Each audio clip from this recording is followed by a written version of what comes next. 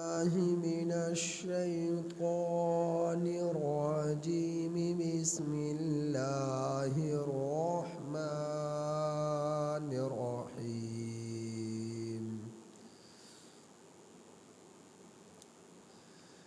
ألم تر إلى الذين قيل لهم كفوا أيديكم وأقيموا الصلاة وآتوا الزكاة فلما كتب عليهم القتال إذا فريق منهم يخشون الناس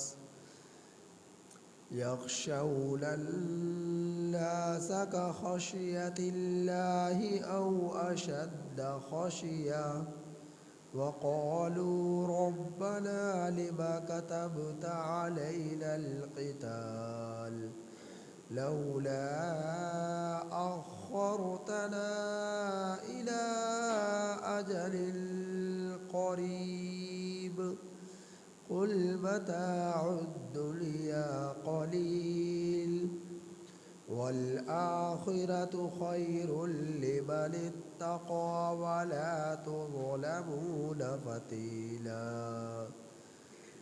أينما تكونوا يدرككم الموت ولو كنتم في بروج مشيدة وإن تصبهم حسنة يقولوا هذه من عند الله وإن تصبهم سيئة يقولوا هذه من عندك قل كل من عند الله فما لهؤلاء القوم لا يكادون يفقهون حديثا. یہ سورۃ النساء کے آیت نمبر 77 تا 78 آپ احباب کے سامنے تلاوت. یہ سورۃ النساء کی آیت نمبر 77 تا 78 آپ احباب کے سامنے تلاوت.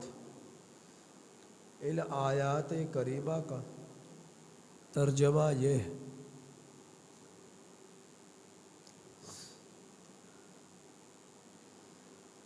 الم تر الی الذین، کیا آپ نے نہیں دیکھا ان لوگوں کی طرف، قیل لہم، کہ جنہیں کہا گیا، کفوا ایدیکم، روکو تم اپنے ہاتھوں کو، واقیموا الصلاۃ، اور قائم کرو نماز کو، وآتوا الزکاۃ، اور ادا کرو زکوٰۃ کو، فلما کتب علیہم القتال، پھر جب فرض کیا گیا، لکھا گیا ان لوگوں پر لڑنا، اذا فریق منہم، اچانک ان میں سے ایک فریق، یخشون الناس، ڈرنے لگا لوگوں سے، کخشیت اللہ،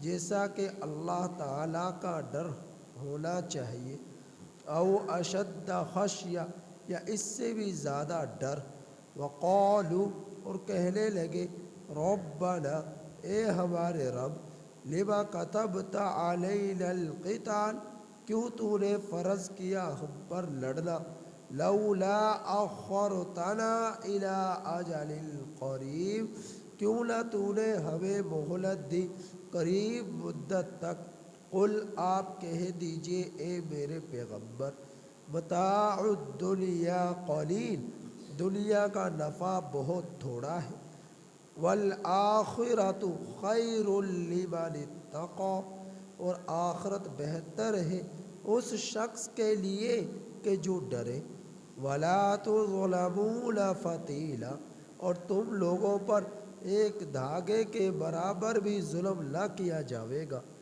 اینما تکونوا، تم لوگ جہاں کہیں بھی ہوگے، युदरिक्कुमुल मौत, मौत तुम्हें पालेगी। वलौ कुंतुम फी बुरूजिम मुशय्यदा, और अगरचे तुम लोग चूना कज किलों में हो। व इन तुसिबहुम हसना, और अगर इन्हें पहुँचे कोई भलाई, यक़ूलू कहते हैं ये लोग, हाज़िही मिन इंदिल्लाह, ये अल्लाह की तरफ से है। व इन तुसिबहुम, और अगर इन्हें पहुँचे सय्यआ कोई बुराई, यक़ूलू तो ये लोग कहते हैं, हाज़िही मिन इंदिक, ये नबी करीम सल्लल्लाहु अलैहि वसल्लम की तरफ से है। कुल आप कह दीजिए, कुल्लुम मिन इंदिल्लाह, ये सब अल्लाह ही की तरफ से है। फमा लिहाउलाइल कौम, क्या हो गया इन लोगों को, ला यकादून यफ़क़हून हदीसा, करीब नहीं कि ये लोग कोई बात समझे।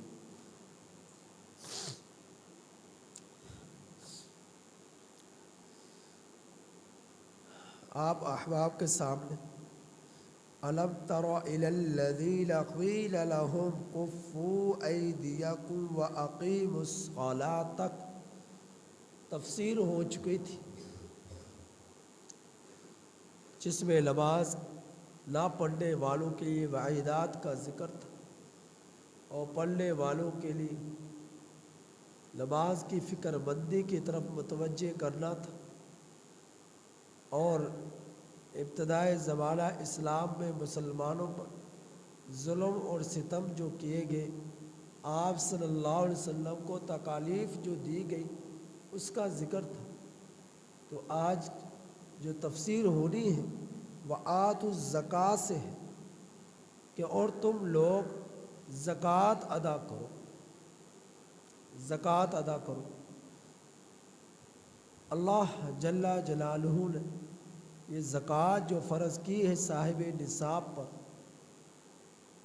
मर्द हो या औरत हो, इन्होंने जिस पर ज़कात फ़र्ज़ है उसे चाहिए कि वो अदा करे।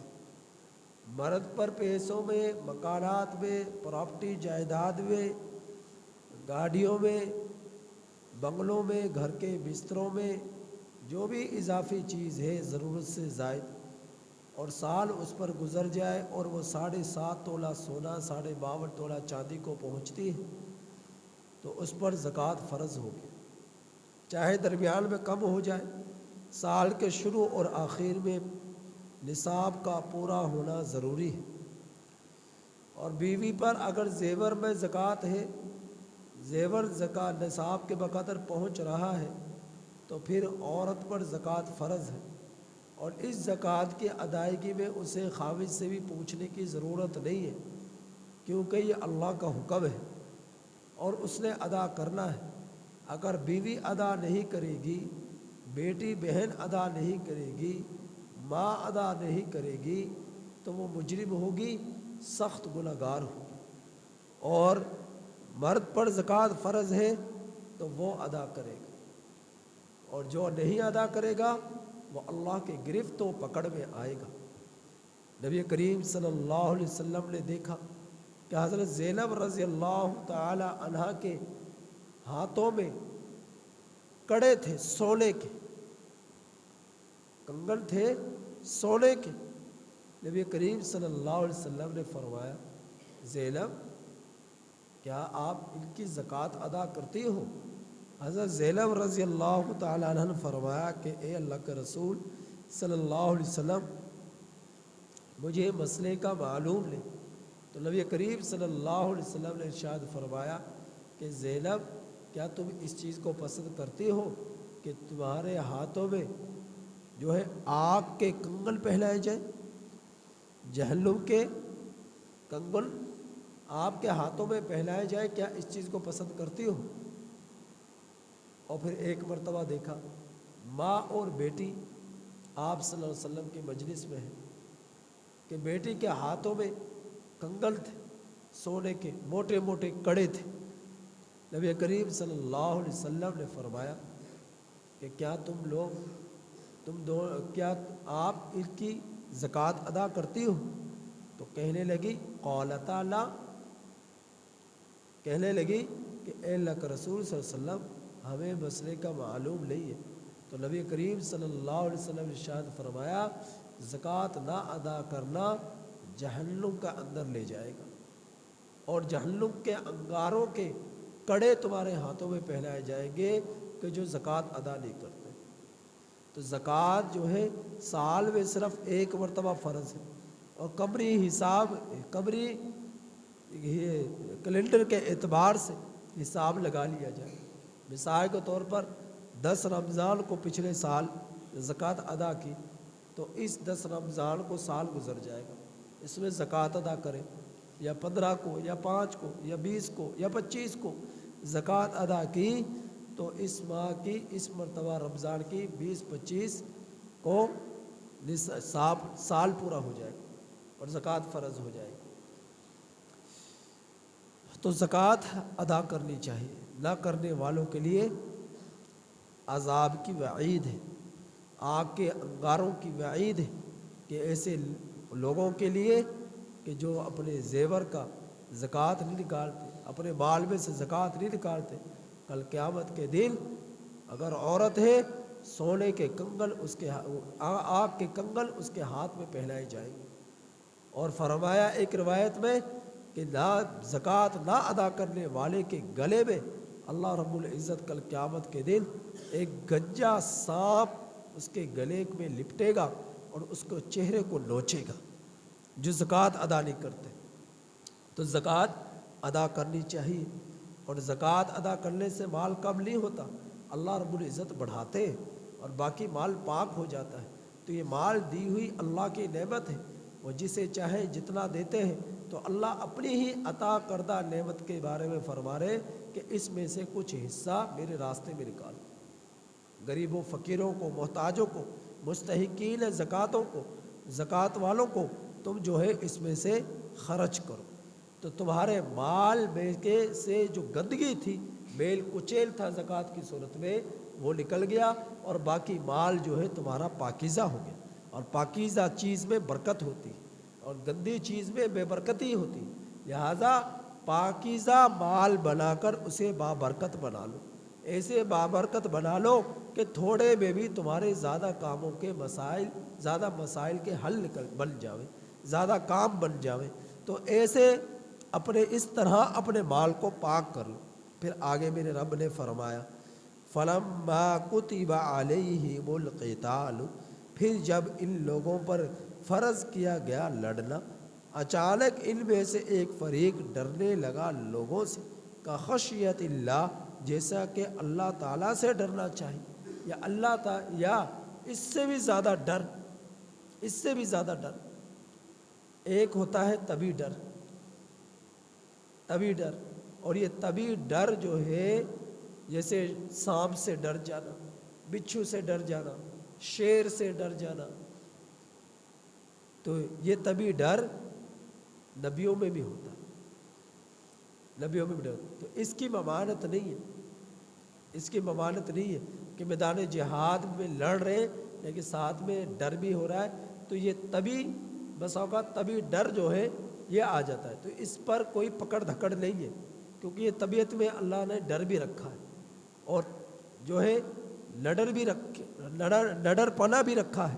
تو اللہ رب العزت طبیعت میں، تو طبیعت میں ڈر کا ہونا، جیسا کہ شیر سے ڈرنا، چیتے سے ڈرنا، سانپ سے ڈرنا، بچھو سے ڈرنا، اگر کوئی یہ ڈر خود بخود آ جائے تو اس پر کوئی ایمان پر زد نہیں پڑے گی، آپ کے ایمان کی کمزوری کی علامت نہیں ہے۔ یا میدان جہاد میں لڑ رہے ہو لیکن لڑتے ہوئے کہیں پر تمہیں دل کا اندر کسی ڈر کا جھٹکا لگ جائے، تو یہ طبی ڈر آ جائے، تو اس کی ممانت نہیں۔ یہ طبی ڈر تو نبیوں میں بھی رہا ہے۔ حضرت موسیٰ کلیم اللہ علیہ السلام کوہ طور پر تشریف لے جا رہے، اللہ جل جلالہ سے ہم کلام ہوئے، تو اللہ رب العزت نے فرمایا وَأَنْ أَلْقِ عَصَاكَ، اے موسیٰ جو تیرے ہاتھ میں ہے اس کو زمین پر ڈالی، اس کو ڈال دو۔ حضرت موسیٰ علیہ السلام نے ڈال دیا لاٹھی کو، وہ کیا بن گئی؟ سانپ بن گئی۔ بہت بڑا اژدہا بن گئی۔ حضرت موسیٰ علیہ السلام نے وہاں سے دوڑ لگا دی کوہ طور کی طرف، وہاں سے دوڑ لگا دی۔ پھر اللہ رب العزت نے فرمایا کہ اے موسیٰ آپ ڈرے نہ۔ فلما رآها تہتز کانہا جان ولا مدبرا، فرمایا کہ آپ ڈریے نہیں، اسے پکڑیے اور ہم اس کو پہلی حالت میں لوٹا دیں گے، یہ جو سانپ بن چکا ہے۔ کانہا جان، گویا کہ وہ سانپ تھا۔ تو یہ جان کہتے ہیں ایسے باریک سانپ کو جو رفتار میں تیز ہو۔ جان باریک سانپ کے لیے استعمال ہوتا ہے۔ تو وہ بڑا بھی تھا اور باریک بھی تھا۔ جب بھاری اور موٹا سانپ ہو اس کی رفتار میں کمزوری ہوتی ہے، وہ زیادہ تیزی کے ساتھ دوڑ نہیں سکتا، وہ آہستہ آہستہ رینگتا ہے۔ جتنا بھاری ہوگا اتنا آہستہ چلے گا، اور جتنا سانپ باریک ہوگا اتنا ہی رفتار میں وہ تیز ہوتا ہے۔ تو وہ جو سانپ بنا تھا حضرت موسیٰ علیہ السلام کی لاٹھی، وہ ایسا تھا کہ بھاری بھی تھا اور تیز بھی تھا، یعنی رفتار میں بھی بہت تیز تھا اور وزن میں بھی بہت بھاری تھا۔ تو اللہ رب العزت نے فرمایا وَلَّا مُدْبِرًا، پیچھے مڑیے اور دیکھیے اور اس کو پکڑیے۔ یا موسیٰ اقبل ولا تخف انک من الآمنین، آپ خوف نہ کیجئے، آپ خوف نہ کیجئے، اللہ رب العزت آپ کی حفاظت فرمانے والے، پکڑیے اس کو۔ حضرت موسیٰ علیہ السلام نے اس کو پکڑا اور فرمایا کہ منہ کی جانب سے پکڑو، پونچھ کی جانب سے نہ پکڑو۔ حضرت موسیٰ علیہ السلام نے ڈرتے ڈرتے منہ کی جانب سے پکڑ لیا۔ اب جب منہ کی جانب سے اسے پکڑا تو پھر کیا ہے، وہ پہلی حالت میں لوٹ آیا، دوبارہ وہ لاٹھی بن گئی، عصا بن گیا۔ تو دیکھیے تبھی ڈر یہ نبی میں بھی ہے، نبی میں بھی ہے۔ تو تبھی ڈر کا ہونا یہ ایمان کی کمزوری کی علامت نہیں ہے۔ تو فرمایا کہ پھر جب علم پر فرض کیا گیا لڑنا تو علم میں سے ایک فریق ڈرنے لگا، جیسا کہ اللہ تعالیٰ سے ڈرنا چاہیے یا اس سے بھی زیادہ ڈر۔ وقالوا، اور کہنے لگے اے ہمارا رب کیوں تو نے ہم پر فرض کیا لڑنا۔ یہ منافقوں کی بات ہے، یہ منافقوں کی بات ہے۔ منافقین کہنے لگے کیوں تو نے ہمیں پر فرض کیا ہے لڑنا، کچھ دن اور مہلت دے دیتے، ہم پر قتال فرض نہ ہوتا کہ ہم جہاد کرتے۔ لولا اخرتنا الی اجل قریب، کیوں نہ تو نے ہمیں مہلت دی قریب مدت تک۔ قل متاع الدنیا قلیل، تو کیوں مہلت مانگ رہے تھے کہ اب لڑیں گے تو مارے جائیں گے، لڑیں گے تو مارے جائیں گے، ابھی قتال فرض نہ ہوتا، کچھ اور دن زندہ رہ لیتے اور دنیا کا نفع حاصل کر لیتے۔ تو اللہ رب العزت نے فرمایا اے میرے پیغمبر ان لوگوں سے کہہ دیجئے یہ دنیا بہت تھوڑی ہے، اس کا نفع بہت تھوڑا ہے، اس کی لذتیں بہت تھوڑی ہیں، یہ دنیا کی مزے بہت تھوڑے ہیں، دنیا کی بہاریں رونقیں سب دھوکہ ہے، یہ بہت کم، کسی نے 10 سال نفع اٹھانا ہے، کسی نے 20 سال نفع اٹھانا ہے، کسی نے 60 سال نفع اٹھانا ہے، آخر کار موت ہے۔ تو دنیا کی زندگی بہت تھوڑی ہے اس میں نفع حاصل کرنا، اور اس موت کے بعد جو زندگی ملنے والی ہے، اصل میں ہم لوگ اب سوئے ہوئے ہیں، سب سوئے ہوئے ہیں، ہم لوگ سوئے ہوئے ہیں۔ دنیا کے اندر جو تجارت کر رہا ہے وہ سویا ہوا ہے، جو دکانداری کر رہا ہے وہ سویا ہوا ہے، جو کھیتی باڑی کر رہا ہے وہ سویا ہوا ہے۔ آنکھیں کب کھلیں گی؟ جب موت آئے گی، موت آئے گی اس وقت آنکھیں کھولیں گے، ابھی ہم بیدار نہیں ہیں۔ اصل بیدار وہی ہے جس نے آخرت کی فکر کر لی، اپنے رب کو منانا شروع کر دیا، اپنے رب کی حکموں پر چلنا شروع کر دیا، تو سمجھ لو اب اس کی آنکھیں کھل گئی ہیں، آخرت کے پردے اس کے آگے سے اٹھ گئے، اسے یقین ہے کہ موت کے بعد بہت کچھ ہونے والا ہے، اللہ کو جواب دینا ہے، حساب کتاب ہونا ہے، جنت ہے جہنم ہے، اب اسے پوری طرح یقین ہو گیا۔ اسی وجہ سے تو یہ اب دنیا کی لذتوں میں نہیں پڑ رہا، اسی وجہ سے تو یہ دنیا کے دھوکے میں نہیں پڑ رہا، ہر وقت اپنے رب کو منانے میں لگا ہوا ہے۔ تو اب یہ دنیا کے اندر بیدار ہے، اگر ایسا نہیں ہے تو سمجھ لو یہ سویا ہوا ہے۔ اس کی آنکھیں کب کھلیں گی؟ جب موت آئے گی تب کھلیں گی آنکھیں۔ تو منافق کہنے لگے کیوں نہ ہمیں اور مزید مہلت دی جاتی، ہم دنیا میں اور زندہ رہ لیتے، اب قتال فرض ہو گیا، لڑیں گے تو مارے جائیں گے۔ تو اللہ تعالیٰ نے فرمایا اے میرے پیغمبر ان لوگوں سے کہہ دیجئے متاع الدنیا قلیل، دنیا کا نفع بہت تھوڑا ہے، والآخرۃ خیر لمن اتقی، اور آخرت بہتر ہے اس شخص کے لیے جو ڈرے، جو تقوی اختیار کرے، جو پرہیزگاری اختیار کرے اور ڈر ڈر کر اپنے رب سے زندگی گزارے، تو اس ایسے کے لیے آخرت بہتر ہے۔ اور فرمایا وَلَا تُظْلَمُونَ فَتِيلًا، کل قیامت کے دن دھاگے کے برابر بھی تم لوگوں پر ظلم نہ کیا جائے۔ میں نے آپ حضرات کے سامنے نقیر، فتیلہ ان کی وضاحتیں کی تھی۔ قطمیر، نقیر، فتیل اور قطمیر، تین لفظ آتے ہیں کسی چیز کی قلت کو بیان کرنے کے لیے جو عربوں میں استعمال ہوتے تھے، تو یہ دوسرا لفظ ان کی وضاحت میں نے بیان کر دی تھی۔ فتیلہ کسے کہتے ہیں؟ فتیلہ کہتے ہیں کھجور کی گٹھلی کی نالی کے اندر جو باریک سا دھاگا نکلتا ہے، اس دھاگے خشک ہو جانے کے بعد تو اس دھاگے کو کہتے ہیں فتیلہ۔ تو اللہ تعالیٰ تم لوگوں پر کل قیامت کے دن اتنا بھی ظلم نہیں کریں گے جتنا کہ وہ چھوٹا سا دھاگا کھجور کی نالی میں ہوتا ہے، اتنا بھی اللہ رب العزت تم لوگوں پر ظلم نہیں فرمائیں گے۔ اور پھر فرمایا اے لوگوں کہاں بھاگو گے تم موت سے، کہاں چھپو گے تم موت سے، کیسے قلعوں میں چھپو گے تم موت سے؟ تو فرمایا اینما تکون یدرککم الموت، جہاں کہیں بھی تم لوگ ہوگے تمہیں موت پالے گی، جہاں کہیں بھی تم ہو موت تمہیں لے لے گی، موت تمہیں تمہارے جسموں سے چھین لے گی، تمہارے روحوں کو تمہارے بدنوں سے جدا کر دے گی۔ تو فرمایا جہاں کہیں بھی ہو، اگرچہ تم لوگ وَلَوْ كُنْتُمْ فِي بُرُوجٍ مُشَيَّدَةٍ، اگرچہ تم لوگ چونا کج قلعوں میں چھپ جاؤ۔ چونا کج اصل میں آج کل تو عمارتوں کے لیے کیا استعمال ہوتی ہے؟ سمٹ، عمارتوں کو بنانے کے لیے سمٹ استعمال ہوتی ہے۔ پہلے زمانے میں عمارتیں یہ قلعے بنا کرتے تھے چونے کے ذریعے سے، چونے کے ذریعے سے دیواریں بنا کرتی تھی، اور اس قدر مضبوط ہوتی تھی کہ ہوار بھی اس دیوار کو کراس نہیں کر سکتی، یعنی اس قدر مضبوط۔ تو اللہ تعالیٰ فرما رہے چاہے تم چونا کج قلعوں میں چھپ جاؤ، موت تمہیں بھی وہاں بھی پکڑ لے۔ کیا تم لوگ دیکھتے نہیں ہو ملکن نکیر آتے ہیں قبر کے اندر، ڈھیروں مٹی کے نیچے وہ مردہ زمین میں مدفون ہے، اور ملکن نکیر وہاں آ کر اسے اٹھاتے ہیں، اس سے پوچھتے ہیں ما ربک، تیرا نبی کون ہے، تیرا رب کون ہے؟ پوچھتے ہیں ما دینک، تیرا دین کیا ہے، اور اس شخص کے بارے میں تو کیا کہتا ہے جو تمہاری طرف بھیجا گیا۔ وہ سوالات کرتے۔ اب ملو مٹی کے نیچے پہنچ گئے کہ نہیں پہنچ گئے فرشتے؟ اور ماں کے پیٹ میں اگر بچہ فوت ہو جائے، اب ماں کے پیٹ میں دیکھے بند پیٹ کے اندر بچہ موجود ہے،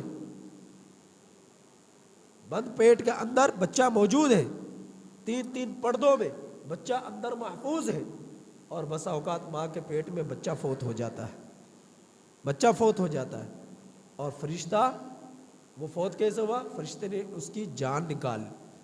تو فرشتہ ماں کے پیٹ میں پہنچا کہ نہیں پہنچا؟ بچے کی روح نکالنے کے لیے ماں کے پیٹ میں پہنچ گیا۔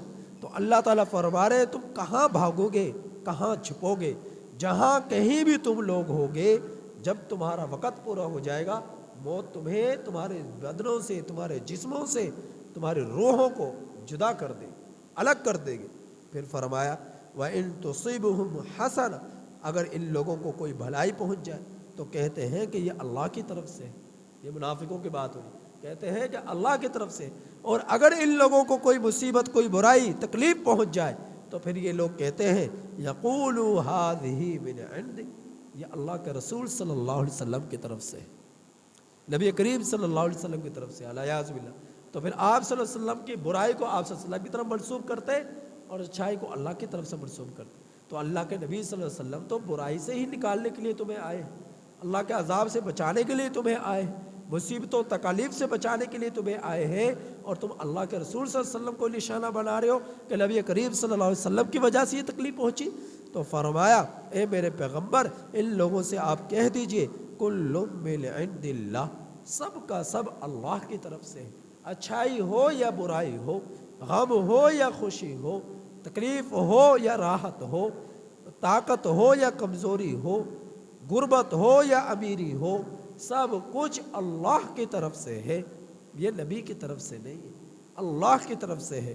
فرمایا فما لہؤلاء القوم، ان لوگوں کو ہو کیا گیا، لا یکادون یفقہون حدیثا، کوئی بات سمجھنے کے لیے تیار ہی نہیں ہے، کسی بات کو سمجھتے ہی نہیں، ان کو ہو کیا گیا ہے۔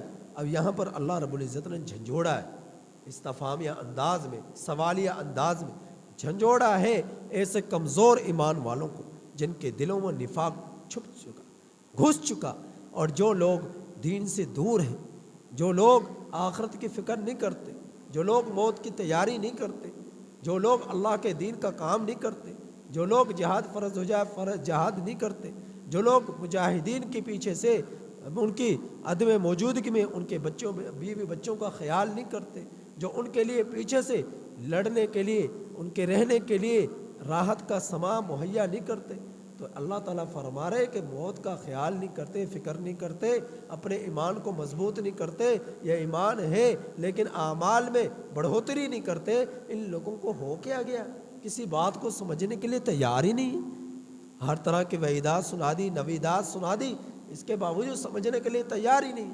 تو یہاں پر اللہ رب العزت نے ہم لوگوں کو جھنجھوڑا ہے، تو کتنے ہم لوگوں میں سے کہ ہماری مسجدیں ان کے ذریعے آباد ہو رہی، نوجوان لڑکے ہیں، نوجوان بچیاں ہیں، راتوں رات ان کے موبائل چلتے ہیں، راتوں رات ان کی فلمیں چلتی ہیں، میوزک چلتا ہے، رات یوں گزر جاتی ہے، اور نماز فجر کی جب منادی اذان کی آوازیں لگاتا ہے کہ اے لوگوں اللہ اکبر اللہ اکبر، اللہ سب سے بڑا ہے، اللہ سب سے بڑا ہے، مان لو اس کی، جو اس نے کہا ہے کہ آؤ نماز کے لیے تو آ جاؤ نماز کے لیے، حی علی الفلاح، یہ اصل کامیابی ہے، حی علی الفلاح یہی اصل کامیابی ہے۔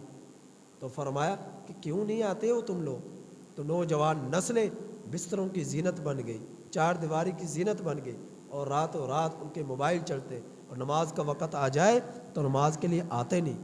تو کیسی نحوست ٹپکتی ہے ان گھروں پر، کیسی بربادی آ رہی ہے ان گھروں پر کہ جو جن کے جوان بچے جوان بچیاں نماز کا اہتمام نہیں کرتے۔ اللہ کے رسول صلی اللہ علیہ وسلم نے تو فرمایا کہ جس شخص نے عصر کی نماز کو چھوڑ دیا وہ ایسا ہے گویا کہ اس کا سارا اثاثہ، سارا مال، اس کی جان، سب کچھ اس سے چھین لیا گیا ہو، سب کچھ اس سے چھین لیا گیا ہو۔ آپ اندازہ کریں، اگر کسی شخص کے پورے خاندان کو ایک ہی مرتبہ موت آ جائے، اگر کسی شخص کے پورے خاندان کو ایک ہی مرتبہ موت آ جائے، کسی شخص کی زندگی بھر کی کمائی خربوں کی صورت میں موجود تھی، اچانک اسے آگ لگ جائے، اور پھر بھائی بھی مر جائیں، بہنیں بھی مر جائیں، اولاد بھی مر جائے، بیوی بھی مر جائے، سب کچھ فنا ہو جائے اور اکیلا رہ جائے، جو جائیدادیں کمائی تھی زندگی بھر میں وہ سب کچھ اس سے چھن جائے، آگ لگ جائے، اب اکیلا رہ جائے، تو ایسے شخص سے پوچھو اس پر کیا بیت رہی ہے، ایسے شخص سے پوچھو اس پر کیا بیت رہی ہے۔ تو نبی کریم صلی اللہ علیہ وسلم نے فرمایا کہ ایسا ہے وہ شخص جس نے عصر کی نماز کو چھوڑ دیا، ایسا ہے وہ شخص جس نے نماز کو چھوڑ دیا، فرض کو چھوڑ دیا۔ تو عصر کی نماز کو تو مثال کے طور پر بیان فرمایا، کوئی بھی نماز ہے وہ ایسا ہے جیسا کہ پورا خاندان اس سے چھین لیا گیا ہو، وہ ایسا ہے جیسا کہ اس کی پوری پراپرٹی، پوری جائیداد چھین لی گئی ہو اور وہ اکیلا تنہا رہ گیا خالی ہاتھ۔ تو اس قدر وعیدات ہیں نماز چھوڑنے والوں کے لیے، لہٰذا اللہ کے لیے نمازوں کا اہتمام کریں۔ اگر پوری بستی کے لوگ نماز پڑھنا شروع کر دے تو اس مسجد میں نماز پڑھنے کے لیے جگہ نہ رہے۔ مجھ سے کسی نے کہا کہ بھئی آپ مسجد کیوں بنا رہے؟ مسجد تو موجود ہے، مسجد کیوں بنا رہے؟ تو مسجد تو موجود ہے۔ میں نے کہا کہ بھائی اگر آپ لوگ نماز پڑھنا شروع کر دو تو اس مسجد میں جگہ کم رہ جائے۔ باقی اور بہت ساری حکمتیں مسجد بننے کی، اس کی تفصیل میں نہیں جاتا، لیکن میں نے یہ کہا کہ اگر پوری بستی کے لوگ نماز پڑھنا شروع کر دیں تو یہ مسجد جو ہے یہ چھوٹی پڑ جائے نمازیوں کے لیے۔ اگر پوری بستی کے جوان، پوری بستی کے مرد نماز پڑھنا شروع کر دیں، لیکن بربادی ہے ایسے مردوں کے لیے، خرابی ہے ایسے مردوں کے لیے کہ جو اللہ کے گھر میں مسجد میں نماز کے لیے نہیں آتے، جن کے بچے نمازوں کے لیے نہیں آتے، اور والدین کے دلوں پر ذرا بھر بھی کوئی اثر نہیں ہوتا کہ ہمارے بچے مسجد میں نماز کے لیے کیوں نہیں آتے، اور ماؤں کے دلوں پر اثر نہیں پڑتا کہ ہمارے بچے مسجد میں نماز کے لیے کیوں نہیں جا رہے۔ ذرا ایک دو دن ان کے لیے روٹی کھانا وغیرہ ان کے لیے بند کرے نا ذرا، تاکہ پتہ چلے اسے کہ نماز کی اہمیت کیا ہے، ان کا کھانا پینا بند کریں تاکہ پتہ چلے کہ نماز کی اہمیت کیا ہے. نہ پکا کر دیں ان کو روٹیاں جو نماز نہیں پڑھتے. تو میں نے اس کی تفصیل بتلا دی کہ کفر تک پہنچ گیا، گناہ کبیرہ کا مرتکب ہو گیا.